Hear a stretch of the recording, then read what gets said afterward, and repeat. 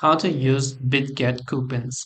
If you want to use coupons on Bitget, it is quite simple to do so. You simply have to complete some of the tasks so that you can use them. You want to open your browser and go to bitget.com, or you can use the Bitget mobile application. Just click the profile icon from the top right and you want to scroll to the option that says coupons. Once you go to coupons, over here you can see available rewards and tasks. So here you can say complete task in the reward center to redeem more vouchers. So you want to click on the check it out button right here. And here you have some of the tasks. So you can check in daily. You can go to coupon center right here as well. You can choose to use some referrals, invite someone. You can verify your identity, whatever else it has, and you'll earn some amount of coupons which you can use to buy cryptocurrency, or you can withdraw, which will be already in a crypto format, and you can choose to withdraw them as a fiat currency as well.